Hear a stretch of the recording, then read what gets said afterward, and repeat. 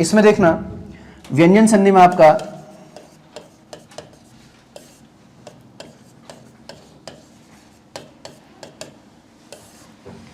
इससे पहले देखो आपने स्वर संधि पढ़ी है, और स्वर संधि के मैंने आपको नियम पढ़ाए हैं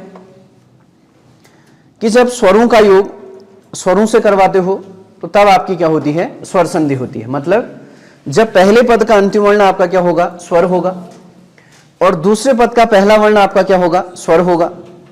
तो जब स्वरों के योग से, स्वरों का योग स्वरों के साथ होता है तो उसे आप क्या बोलते हैं, स्वर संधि बोलते हैं।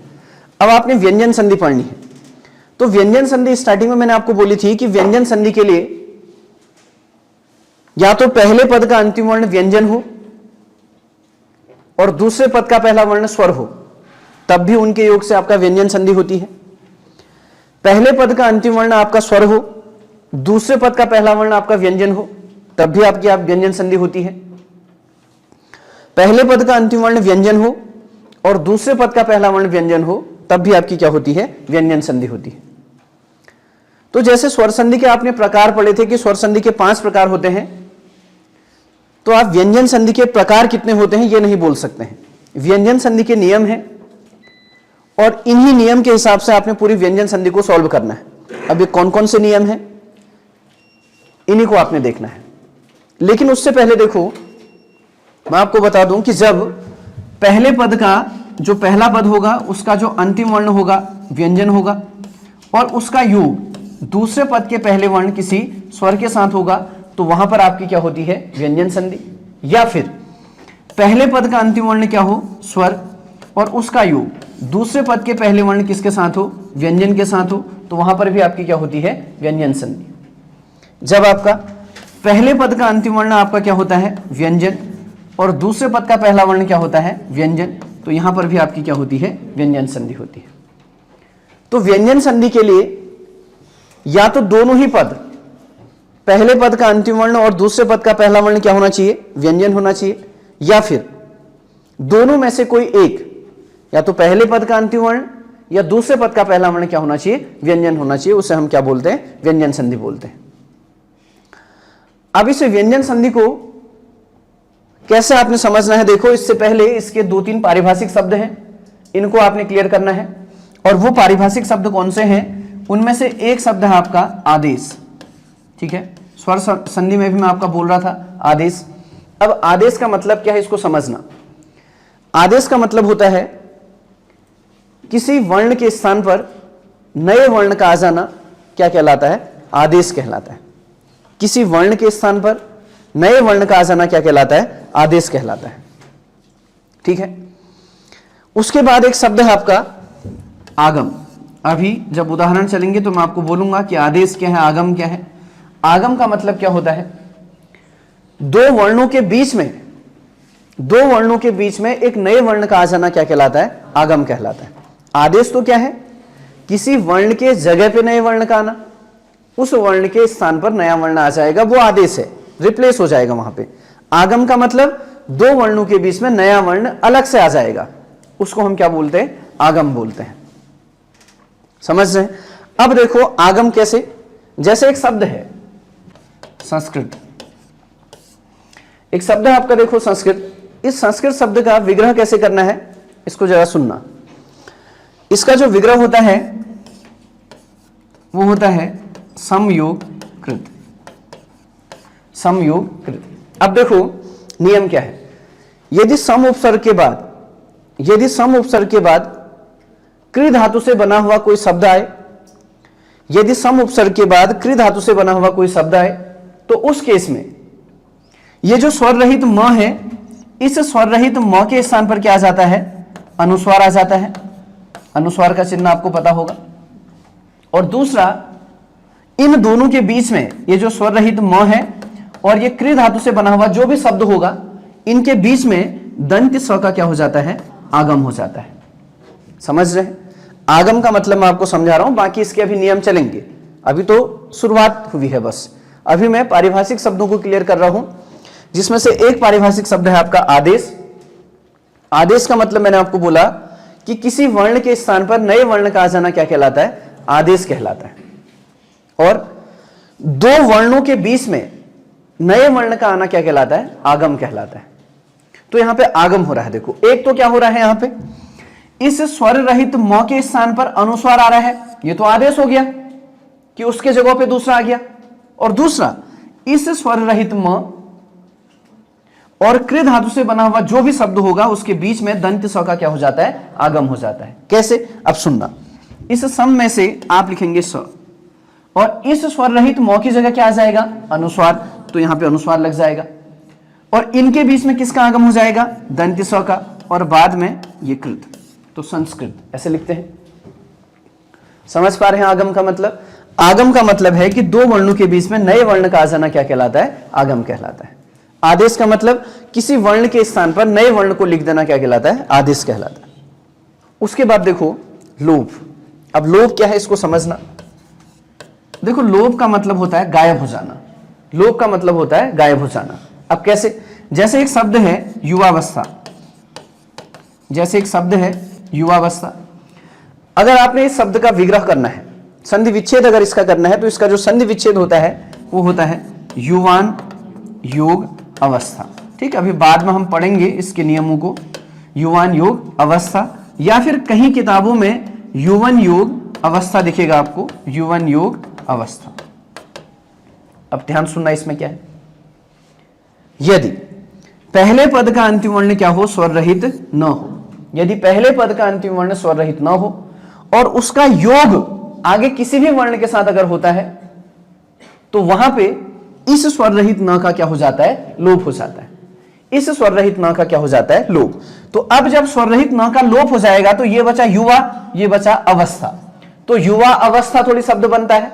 फिर इस व में स्वर किसका है? आ का, और यहां से पहले दूसरे पद का पहला वर्ण क्या है? अ। आ और ओ के योग से क्या बनता है? आ बनता है, इसलिए वहां पे क्या बन जाता है? युवावस्था बन जाता है। क्लियर? लोप समझ रहे हैं क्या है? लोप समझ रहे हैं क्या है? तो ऐसा नहीं कि फिर इसमें दीर्घ संधि का नियम लगा दोगे। पहले नौ को लोप किया, नौ को लोप करने के बाद यहां आ और यहां अ, आ और ओ को योग के आ बना के दीर्घ संधि लगाओ। नहीं, जहां से पहली बार कोई शब्द टूटा होता है वहीं पे नियम लगता है। तो यहां पे व्यंजन संधि का नियम लगेगा और न लोप का नियम लगेगा। स्वर रहित न का यहां पे क्या हो रहा है? लोप हो रहा है। समझ गए हैं लोप क्या है? क्लियर हो रहा है? क्लियर हो रहा है ना? समझना है, रटना नहीं है। ठीक, शब्दों को रटोगे तो फिर दिक्कत है। अब देखो, एक है इसमें अगला शब्द प्रकृति भाव। प्रकृति भाव, तो कौन कौन से शब्द आपने पढ़े? एक आपने आदेश कि उस वर्ण की जगह पे नया वर्ण आ जाना। आगम का मतलब उनके बीच में नए वर्ण का आ जाना। लोप का मतलब गायब हो जाना, बीच से किसी वर्ण का गायब होना। और प्रकृति भाव का मतलब है कि जहां पे कोई चेंजेस नहीं होते हैं। जैसे एक शब्द है आपका प्रातःकाल, एक शब्द है आपका प्रातःकाल। ठीक, अब कुछ लोग इस प्रातःकाल को पहले तो ऐसे लिख देते हैं प्रातःकाल, और पूरी लाइन इसके ऊपर होती है। ये क्या होगा? इसका अशुद्ध रूप होगा। मैंने आपको बोल रखा, हिंदी लिखते समय अगर किसी भी वर्ण के ऊपर गोल बिंदु जैसी मिलती है, गुंठी जैसी मिलती है, तो कभी उसके ऊपर सिरोरेखा नहीं जाती है, ऊपर लाइन नहीं जाती, उस लाइन को सिरोरेखा आप बोलते हैं। तो यहां पे इस तरीके से ये इसका शुद्ध रूप है। अब ये नहीं कि प्रात अलग शब्द है, काल अलग शब्द है, ये एक ही शब्द है प्रातःकाल, लेकिन लाइन इसलिए, सिरोरेखा इसलिए बीच में ब्रेक हुई है क्योंकि यहां पे विसर्ग ऊपर क्या है? ये बिंदु है। समझ पा रहे हैं? क्लियर हो रहा है? इसका विग्रह देखो क्या है। इसका विग्रह करोगे तो प्रा, इसका मतलब प यहां पे आधा है और र यहां पे आधा है, और इस, ठीक है, ये जो शब्द है आपका प्रातःकाल, इस शब्द में देखो प यहां पे आधा है, र यहां पे आधा है, और इसमें स्वर किसका है? आ का। फिर यहां पे क्या है? त, और त में स्वर किसका है? अ का। उसके बाद यहाँ पे क्या है? विसर्ग, और योग किसके साथ हो रहा है? क, और क में स्वर किसका है? आ का। फिर यहाँ पे ल, और ल में स्वर किसका है? अ का। ठीक, तो नियम ये है कि यदि पहले पद का अंतिम वर्ण अ या आ हो और उसके बाद विसर्ग हो और उसका योग क, ख, प या फ से हो, क, ख, प या फ से हो, तो उस केस में कोई परिवर्तन यहां पे नहीं होता है। इसे ही हम क्या बोलते हैं? प्रकृति भाव की संधि कहते हैं। आप विसर्ग संधि में फिर इसको पढ़ेंगे आगे। समझ पा रहे हैं? तो यहां पे कोई चेंजेस नहीं होते हैं। ये है अ, और इसके बाद विसर्ग है, लेकिन योग किसका हो रहा है? क का। तो इसके बाद कोई चेंज नहीं होगा। इसको आप सीधे लिख दोगे क्या? प्रातःकाल। क्या लिख दोगे? प्रातःकाल। समझ गए? यहाँ पे लाइन नहीं होगी, इसको आप इस तरीके से लिखेंगे, प्रातः काल। ठीक है, एक ही शब्द है। क्लियर? समझ गए हैं? तो लोभ समझ गए हैं, प्रकृति भाव समझ गए हैं, आगम समझ गए हैं, आदेश समझ गए हैं कि आदेश क्या होता है, आगम क्या होता है, लोभ क्या होता है और प्रकृति भाव क्या होता है। अब देखो हम बात करते हैं कि व्यंजन संधि की। ठीक, तो ये चीजें आपने ध्यान रखनी है। तो अब व्यंजन संधि में आपने नियम पढ़ने हैं। मैंने आपको बोला कि इसके प्रकार नहीं है, आपने इसके नियम पढ़ने हैं। अब व्यंजन संधि को नियम के हिसाब से कैसे पढ़ने हैं, तो इसका जो पहला नियम है उसको ध्यान रखना है। अब नियम 1 देखो क्या है। अब नियम 1 ये है कि यदि वर्ण के या फिर वर्ग के, यदि वर्ग के प्रथम वर्ण के साथ, वर्ग का प्रथम वर्ण मतलब वर्गों में आपने आना है।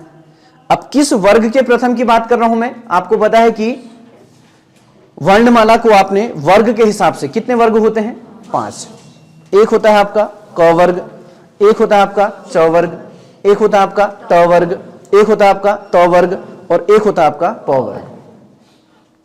तो यदि वर्ग के प्रथम वर्ण का योग, यदि वर्ग के प्रथम वर्ण का योग किसी सघोष वर्ण के साथ होता है, और सघोष वर्ण आपके कौन कौन से होते हैं? देखो नियम कहता है कि वर्ग का प्रथम, वर्ग का प्रथम, वर्ग का प्रथम वर्ण योग करेगा किसी सघोष के साथ, योग करेगा किसी सघोष के साथ। अब सघोष कौन कौन से होते हैं? सघोष जो होता है वो किसी भी वर्ग का तीसरा, चौथा, पांचवा और साथ में य, र, ल, व, ह और साथ में सभी स्वर, ये क्या होते हैं? आपके सघोष होते हैं। तो यदि किसी भी वर्ग का प्रथम वर्ण वो योग करेगा किसी सघोष के साथ, मतलब वर्ग के तीसरे, चौथे, पांचवे, य, र, ल, व, ह और या फिर किसी स्वर के साथ, तो उस केस में क्या होता है? ये जो वर्ग का पहला वर्ण है ये अपने ही वर्ग के तीसरे वर्ण में क्या हो जाता है? आदेश हो जाता है। आदेश का मतलब उसकी जगह पे तीसरा आ रहा है तो आदेश ही तो हुआ। लेकिन इसमें एक दिक्कत है। अब मैंने बोला कि वर्ग का प्रथम वर्ण योग किसके साथ कर रहा है? सघोष के साथ, और सघोष क्या होता है? तीसरा, चौथा, पांचवा, य, र, ल, व, ह और सारे स्वर। लेकिन पहला जो योग करेगा वो सघोष के साथ तो योग करेगा, लेकिन सघोष में किसको छोड़ के? पांचवे को छोड़ के। ऐसा नहीं कि सघोष वर्ण नहीं होता है पांचवा, सघोष वर्ण होता है पांचवा, लेकिन इस योग में सघोष के साथ योग तो होगा, लेकिन किसको छोड़ के? पांचवे को छोड़ के। उसके साथ अगला नियम बनता है। अगला नियम क्या है? नियम 2। अभी हम फिर दोनों नियमों के उदाहरण करेंगे। तो नियम 2, अब जिसको छोड़ा है उसके साथ नियम 2 बन जाएगा। समझ रहे हैं? मतलब वर्ग का पहला, वर्ग का पहला वर्ण किसके साथ योग करेगा? पांचवे के साथ। किसके साथ योग करेगा? पांचवे वर्ण के साथ। तो उस केस में ये पहला अपने ही वर्ग के, ये पहला वर्ण अपने ही वर्ग के किस में आदेश हो जाएगा? पांचवे में आदेश हो जाएगा। क्लियर?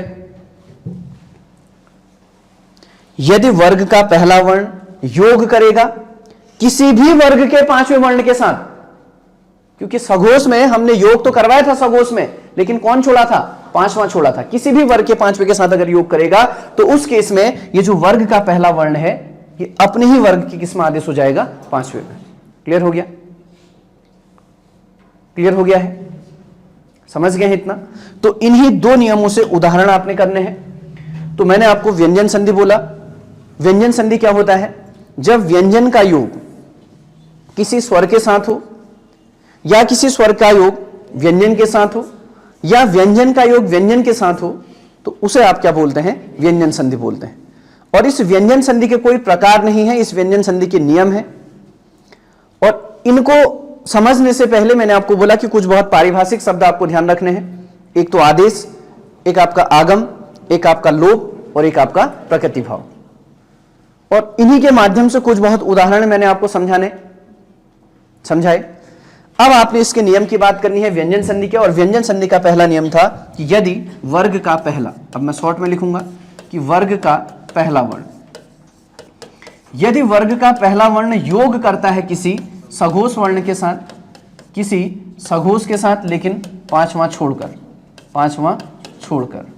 समझ गए होंगे इतना? यदि वर्ग का पहला वर्ण योग करता है किसी सघोष वर्ण के साथ, तो उस केस में यह पहला वर्ण अपने ही वर्ग के तीसरे वर्ण में क्या हो जाता है, आदेश हो जाता है। ठीक है,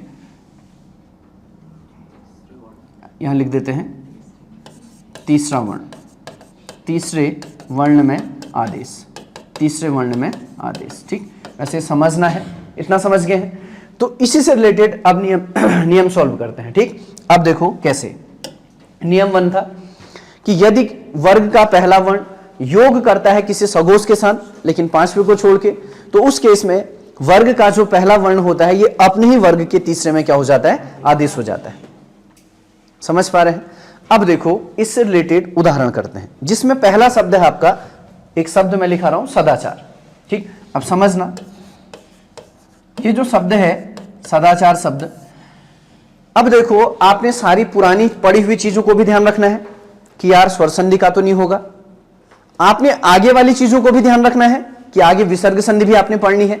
लेकिन फिलहाल स्वर संधि आप पढ़ चुके हैं, व्यंजन संधि आप पढ़ रहे हैं, तो आपने इस तरीके से क्वेश्चन को समझना है कि कहीं एग्जाम में अगर कोई क्वेश्चन आ गया तो यार फिर वहां पे आप व्यंजन संधि लिखो या फिर स्वर संधि लिखो, स्वर संधि के किसी उदाहरण को लिखो या फिर व्यंजन संधि बना के आऊं इसमें। तो इसको आपने समझना है। वो कैसे समझोगे, नियम से।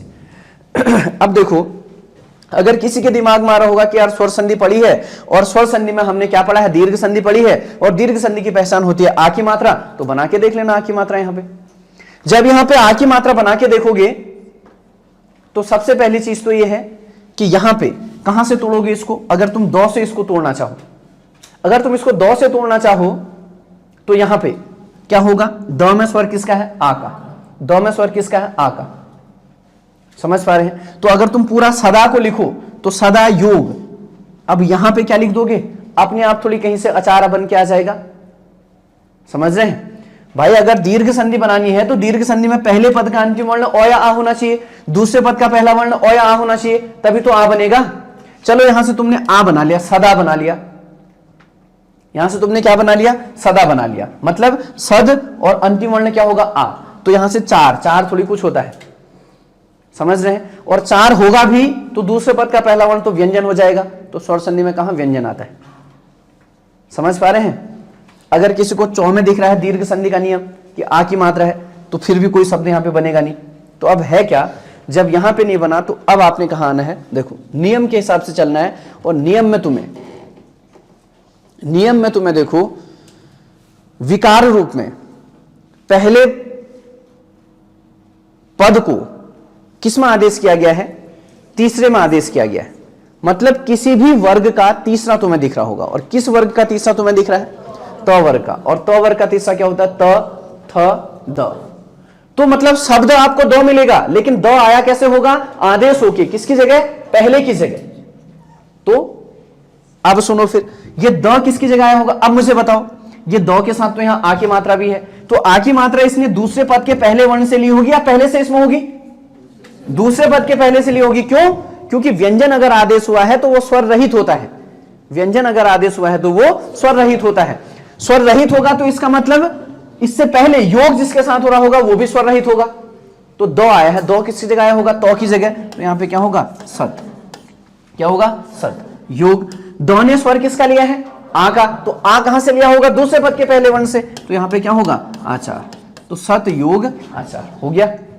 क्या बना, यदि पहले पद का यदि किसी भी वर्ग के पहले वर्ण योग करता है किसी सघोष के साथ। यहां पे क्या है, देखो स में स्वर किसका है, अ का। योग कौन कर रहा है, त। योग कौन कर रहा है, त। किसके साथ, आ के साथ। फिर यहां पे क्या है, च, और च में स्वर किसका है, आ का। फिर यहां क्या है, र, और र में स्वर किसका है, अ का। तो पहले पद का अंतिम वर्ण क्या हो गया, किसी भी वर्ग का पहला वर्ण। ये योग करेगा किसके साथ, किसी सघोष के साथ। इस समय पहला अपने ही वर्ग के किस में आदेश हो जाता है, तीसरे में। तो ये स में अ का स्वर हो गया स, और द में आ का स्वर हो गया दा, और च में आ का स्वर हो गया चा, और र में ओ का स्वर हो गया सदाचार।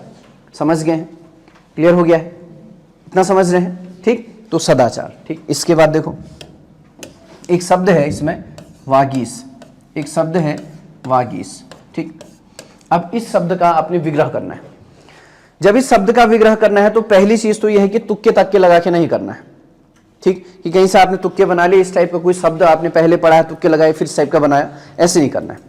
देखो वागीश आपके पास एक शब्द है, अब इसका आपने विग्रह करना है तो कैसे आप इसका विग्रह करेंगे? सबसे पहले देखो यहां पे नियम के हिसाब से जाओ। नियम के हिसाब से जाओगे तो नियम ऐसे देखना है कि पहले पद का अंतिम वर्ण और दूसरे पद का पहला वर्ण, ये देखना है, फिर विकार देखना है, और फिर पहले पद और दूसरे पद को देखना है कि कोई सार्थक शब्द बन रहा है या नहीं बन रहा है। कभी कभी उपसर्ग के योग से भी नए शब्दों का निर्माण होता है, कभी कभी ऐसा हो सकता है कि उपसर्गी उपसर्ग बच जाए, अगला शब्द मिले, कभी कभी प्रत्यय बच जाए, अगला शब्द मिले। क्लियर हो रहा है? तो यहां पे मुझे बताओ, अगर किसी के दिमाग में फिर से यहां पे दीर्घ संधि आ रही है, तो दीर्घ संधि की पहचान अगर किसी के दिमाग में आ रही है तो यहां पे स्वर किसका है? बड़ी ई का। किसका है? बड़ी ई का। बड़ी दीर्घ संधि में अगर किसी को लगता है कि दीर्घ संधि, लेकिन दीर्घ संधि के नियम को तो तोड़ो। पहले पद का अंतिम वर्ण छोटी ई या बड़ी, और दूसरे पद का पहला वर्ण छोटी ई या बड़ी, बनेगा ही नहीं इसमें। तो बस अब देखो, किसी भी वर्ग का तीसरा यहां पे दिख रहा है।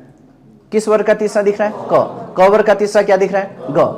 तो ग क्या हुआ होगा? आदेश। किसकी जगह? पहले की जगह। किसकी जगह? पहले की जगह।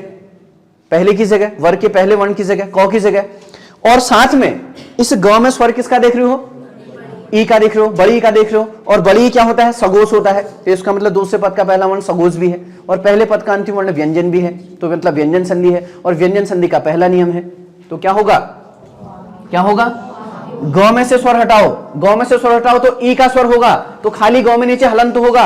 ग में नीचे अगर हलंत है तो ग तो वर्ग का तीसरा है, किसी जगह आदेश हुआ होगा? पहले की जगह। तो यहां पे क्या होगा? क। तो क्या होगा? वाक योग ईस। वाक योग ईस। क्लियर हो रहा है? समझ पा रहे हो? तो क्या बना नियम? यदि पहले पद का अंतिम वर्ण किसी भी वर्ग का पहला वर्ण हो, उसका योग किसी सघोष के साथ हो, तो उस केस में पहला अपने ही स्थान पर किस में आदेश हो जाता है? तीसरे में। तो वा, और इस ग में ई का स्वर, तो गी, और साथ में क्या? श। क्लियर? समझ गए हैं? ठीक। उसके बाद देखो, अब इसमें एक शब्द है आपका दिगंबर। एक शब्द है आपका दिगंबर। दिगंबर, ठीक, ये आपका एक शब्द है। अब देखो, दिगंबर शब्द को, अब यहां पे तो कोई पहचान तुम्हें दिखेगी नहीं स्वर संधि की। जब स्वर संधि की पहचान दिखेगी तो व्यंजन या फिर विसर्ग चेक करो। विसर्ग संधि अभी हम चले नहीं है, अभी हमने व्यंजन संधि चल रहे हैं, उसका पहला नियम चल रहा है। तो मुझे बताओ, व्यंजन संधि का पहला नियम क्या होता है? यदि किसी वर्ग का पहला वर्ण योग करता है किसी सगोष के साथ, तो उस केस में पहला अपने ही स्थान पर तीसरे में क्या हो जाता है? आदेश हो जाता है। तो वही नियम यहां पे लगाओ। नियम ये लगाओगे कि पहले पद का अंतिम वर्ण किसी भी वर्ग का पहला और दूसरे पद का पहला वर्ण कोई सगोष, और ये देख लो कि आदेश होके तीसरा बनना चाहिए। तो शब्द में देखो किसी वर्ग का तीसरा है या नहीं है? किस वर्ग का तीसरा है? क वर्ग का। और क्या है? ग। ग में स्वर किसका है? अ का। स्वर कहां से लिया होगा? दूसरे पद के पहले वर्ण से। तो ग के बाद ग में जो स्वर है उसको लेके हुए आगे का पद बना दो। तो आगे का पद क्या बनेगा? आगे का शब्द अंबर ना। और ग तो बना है, किससे बना होगा? क से बना होगा। तो यहां क्या? इस ग की जगह पे यहां पे क्या होगा? क। तो दिक योग अंबर। दिक योग अंबर। क की जगह क्या आदेश हो जाएगा? ग। तो दी, ग में अ का स्वर, तो दिगंबर। समझ गए? क्लियर हो गया है?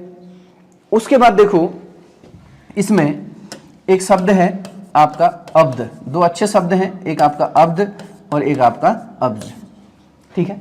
एक आपका अब्द है और एक आपका अब्ज है। ये दोनों ही अच्छे शब्द हैं। अब इसको समझना कि क्या है आपका अब्द और क्या है आपका अब्ज। अलग अलग लिखते हैं। एक शब्द मैंने लिखा अब्द, ये। तो अब इसमें मुझे बताओ कि कहां तुम्हें पहचान दिख रही है? ब में दिख रही है। और ब क्या है? प वर्ग का तीसरा। प वर्ग का तीसरा। तो आदेश हुआ होगा, पहला किस में आदेश हुआ होगा? तीसरे में। तो पहले तो ये देखो, इसका पहला वर्ण बनाओ, इस वर्ग का पहला बनाओ, क्या होता है? प। तो प को अगर तुम पहले पद का अंतिम वर्ण बना भी दोगे तो फिर योग किसके साथ करोगे? किसी सगोष के साथ। आगे देखो उसके बाद बच क्या रहा है? अरे ब ने तो स्वर लिया ही नहीं है। ब ने स्वर लिया होता तो दूसरे पद का पहला वर्ण वही स्वर होता। स्वर लिया ही नहीं है तो उसके बाद यहां पे क्या होगा? द। और देखो कि द सगोष है या नहीं है? द सगोष है, द सगोष है। तीसरा, चौथा और पांचवा क्या होता है? सगोष। ठीक, तो ये हो गया दूसरा पद द, और योग कौन करेगा अब, योग कौन करेगा अब, समझ रहे हैं।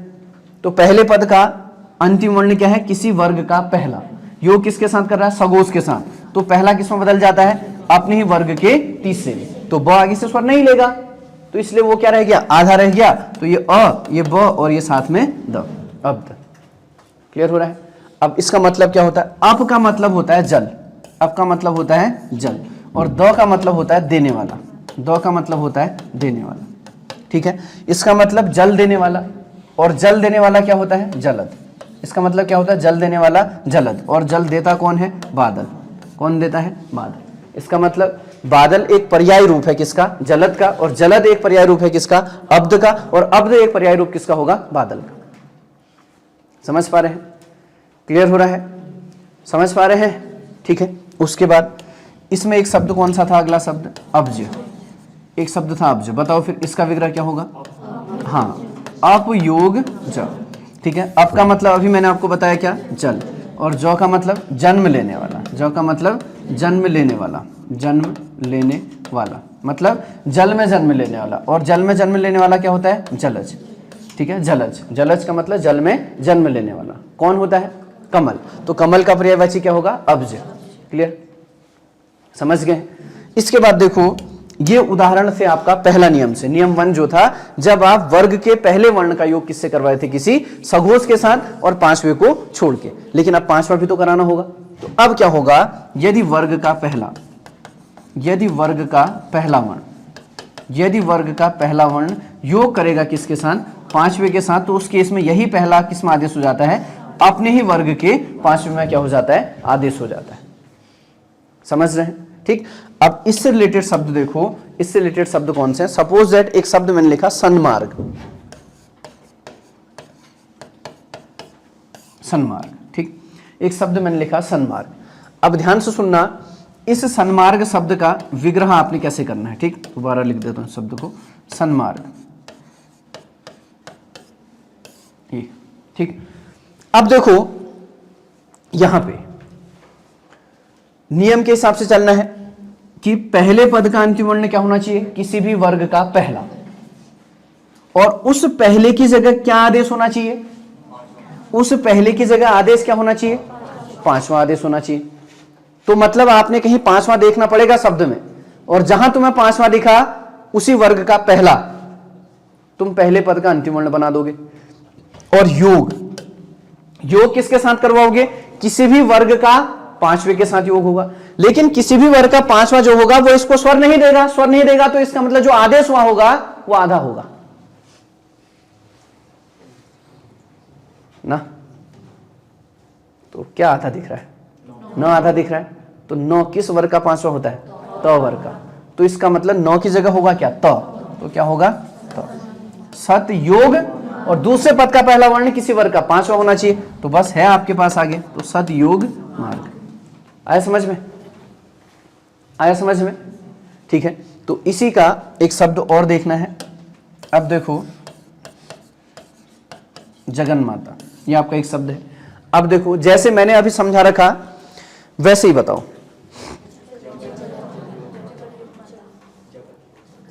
जगत योग माता कैसे है ना, तो सीधे सीधे हो जाएगा जगत योग माता, ठीक है, समझ गए, क्लियर हो रहा है, पक्का। उसके बाद देखो एक शब्द आपने लिखना है जगन मोहिनी, ठीक है, एक शब्द आपने लिखना है जगन मोहिनी, जगन मोहिनी, ठीक है। बहुत बार अगर यही शब्द मैं शुद्ध शब्द में दे दूं ना, एक जगह जगत मोहिनी लिख दूं, एक जगह जगत मोहिनी लिख दूं, एक जगह जगन मोहिनी लिख दूं, और एक जगह इनमें से कोई नहीं लिख दूं, तो फिर हैरान हो जाएंगे। और शब्द शुद्ध किसको कराएंगे पता है, जगत मोहिनी को। अब देखो यहां कैसे होगा,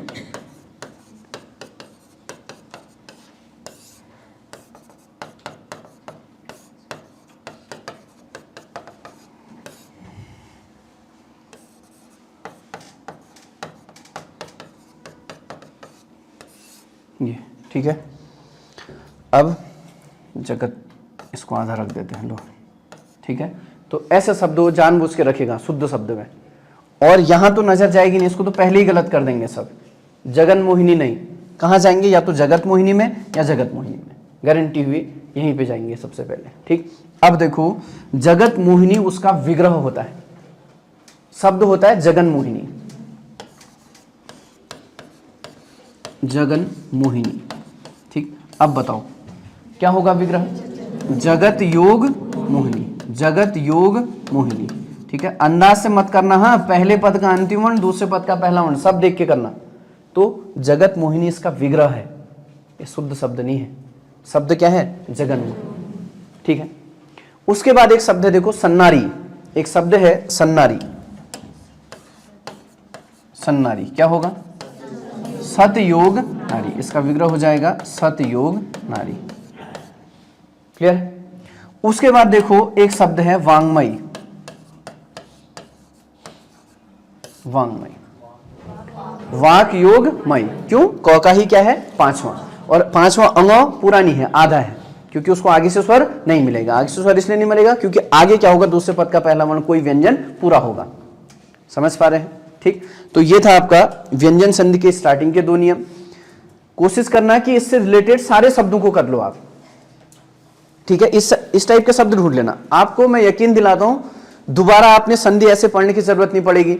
आपने संधि, आप संधि भूलेंगे नहीं कभी, बस आप इससे आगे मत पढ़ना। आप ये 2 नियमों के उदाहरण ढूंढो, गूगल में सर्च करो इस टाइप के शब्द, किताबों में लाओ ऐसे शब्द, उनके विग्रह सीखो, हो गया बस। समझ पा रहे हैं। ठीक, चलो बाकी इससे आगे